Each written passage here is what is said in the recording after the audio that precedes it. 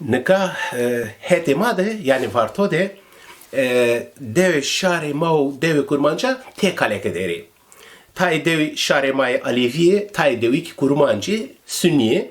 Diri dev este diri eşirehini eki kurmancı kesikeni fakat Alevi. Yani vakti domantin yamede deva perine rınd jübinde derbas kerdini. Hin şerro gran ninu müviri. Çavukuma terira kesi kerdini ma vatine hayran kurban ma ebezonu nerme ebezonu şirin jübinde kesi kerdini ma vate ma pero wow bray jübinme ma pero cirani jübinme. Fakat xovertede ma zobena kesi kerdini deraki jübinde.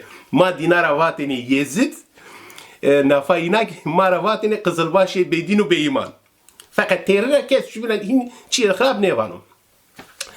Nafa serma devedir honuşte mi? Manyadak dota hau a deva kaleka ma kurmancera, manyadak hau dota ju laik na upra verva deva ma eno. Neyse laik tay ame nezi kerdiri deve, apemi ven kerdiri laiki. Va kuro tuhati çi. Nafa vengi apemik tay zaf berz vejino. Laik nyer ceneke tay peydişi, najniyamik apemira hers biye tay. Nene va kurmal sebe tono laiko tafal vusno pero. Neyse laik tayna pra verva ma ame, apem onca ven kerdirici. Va kuro tu hati çi, tu çi dıxwazi. Neyse laik tayna ame nezdi, laik ame nyava. Va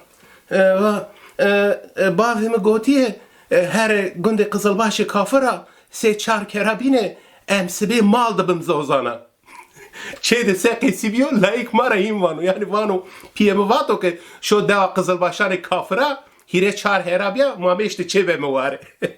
Tüdi Türkiye qesas da var domanara habere bir şey. Na mesela aynı henini bir tabi millet bu işe ders mert ne zin pejo her herhalde madiri her dayare kerd like ver ma like rışna deve.